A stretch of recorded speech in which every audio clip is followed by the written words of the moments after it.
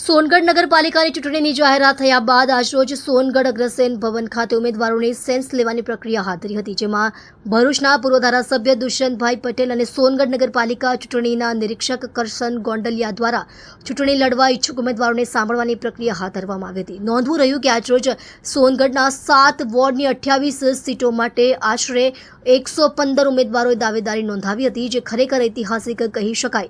એક તરફ જ્યાં કોંગ્રેસ અને આમ આદમી પાર્ટીને 7 વોર્ડમાં 28 ઉમેદવાર મળવા પણ અઘરા માનવામાં આવી રહ્યા છે, તેની સામે ભાજપમાં કાર્યકર્તાઓનો આ ઉત્સાહ સોનગઢ નગરપાલિકામાં સત્તાના પુનરાવર્તનની તરફ ઇશારો કરી રહ્યો છે। સોનગઢ નગરપાલિકાની ચૂંટણીને લઈને આ વર્ષે કેટલીક મહત્વપૂર્ણ બાબત નોંધવી રહી કે દરેક વોર્ડમાં બક્ષી પંચની એક સીટ ફરજિયાત થતાં રાજકીય સમીકરણો બદલાઈ છે।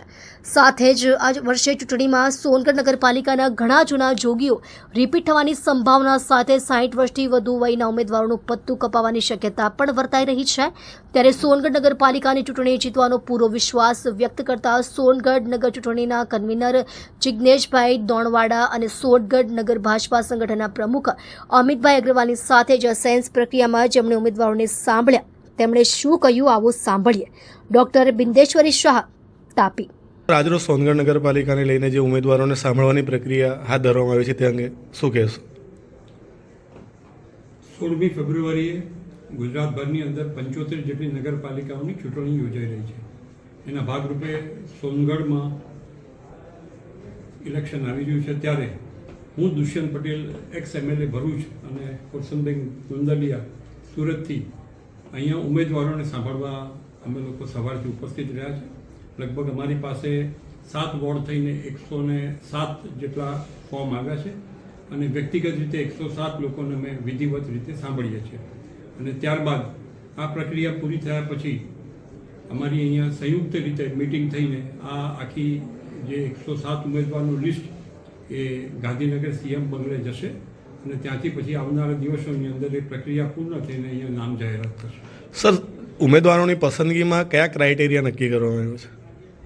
ક્રાઇટેરિયા એવું હોય છે કે દરેક વોર્ડની અંદર 4 કોર્પોરેટર છે, તો એમાં કયા બક્ષી પંચ છે, કયા OBC છે, પછી કોણ સામાન્ય જનરલ કેટેગરી છે, કોઈ ST છે, કોઈ SC છે, આ પ્રકારે જોઈને જે રીતે ફોર્મ આવતા જાય છે।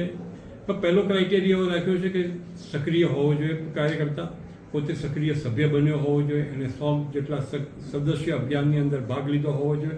આવા બધા ઘણા બધા ક્રાઇટેરિયા છે, એજ્યુકેશનના છે, બધા ક્રાઇટેરિયા છે અને પોતે કેટલો સક્રિય છે અને એની સમાજ પર કેવી પકડ છે, છેલ્લા વ્યક્તિ સુધી એણે કામ કર્યા છે કે નહીં, આ બધા ક્રાઇટેરિયા અમે જોઈએ છે। અને એ રીતે અમારે માત્ર અહીંયા કંઈ નિરીક્ષણ કરીને જે કંઈ વિગત આવે છે, જે કંઈ વિગત એ લઈને આવ્યા છે એ વિગત અમે લોકો લખીને અને ઉપર અમે મોકલાવીએ છીએ। સર, 60 વર્ષથી વધુ જે ઉંમર છે એ લોકો માટેનું કોઈ ક્રાઇટેરિયા એવું છે? એ જે જનરલ ક્રાઇટેરિયા છે એ છે 60 વર્ષની ઉપર સમજાવીએ છીએ કે એ ફોર્મ ના ભરે તો સારું, અને તેમ છતાંય જો ભરશે તો અમે એનું ફોર્મને ઉપર લઈ જઈને જે પ્રદેશની ટીમ નક્કી કરશે એ કહેવામાં આવશે। સર, ઇતિહાસમાં એવું થયું કે સોનગઢ નગરપાલિકાની 21 થી 21 બેઠકો પણ ભાજપ જીતી હતી અને હવે 28 બેઠકો છે અને બક્ષી પંચના નવા સમીકરણો બદલાયા છે। ત્યારે મોવડી મંડળને શું લાગે છે કે શું પરિણામ આવશે અને એમની શું રણનીતિ રહેશે? અમે આ તમામ વિગતો લઈ સવારથી બેઠા હતા, તમામ વિગતો લઈ અને જ્યારથી નામ અમારા ડિક્લેર થયા છે બંને જણના, ત્યારે ઘણી બધી અમારે જે તપાસ કરવાની હતી પ્રાથમિક સદસ્યની અને જે અમે ચેકઆઉટ કર્યું છે એના પરથી અમે કહી શકીએ છીએ કે આવનારા દિવસોની અંદર જે પ્રકારે પાર્ટી ગાઈડલાઈન આપશે એ પ્રમાણે કામ કરીશું। જી સર, ધન્યવાદ। એ આપનો પરિચય? મારું નામ જિગ્નેશ દોણવાલા, સોનગઢ નગરપાલિકાના ચૂંટણીના ઇન્ચાર્જ તરીકે જવાબદારી છે। જિગ્નેશભાઈ, આજરોજ જ્યારે સેન્સ પ્રક્રિયા હાથ ધરવામાં આવી રહી છે ત્યારે આપ શું કહેશો?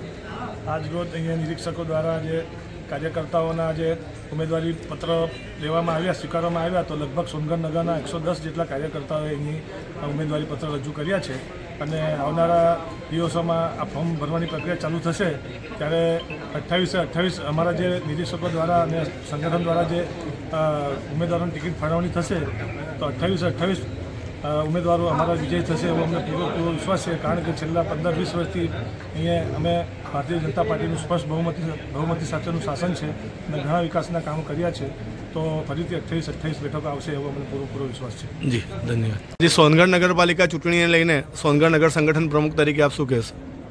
જી મારું નામ અમિત અગ્રવાલ.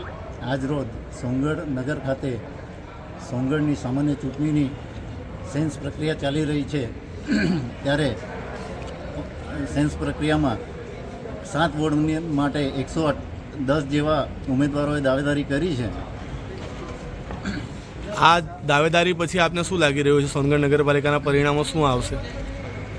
આ જે 110 લોકોએ દાવેદારી કરી છે તેના ઉપરથી અમને લાગે છે કે જે છેલ્લા 20 વર્ષથી સોનગઢમાં ભારતીય જનતા પાર્ટીનું શાસન છે તે ખૂબ જ સુંદર રીતે કામ કરી રહ્યું છે અને એના પરિણામના ભાગરૂપે દરેક કાર્યકર્તાઓમાં ઉત્સાહ છે અને આજે 110 લોકોએ ફોર્મ ભરીને એવું જતાવ્યું છે કે આવનારી ચૂંટણીમાં 28 થી 28 બેઠક અમે પૂર્ણ બહુમતથી જીતીશું.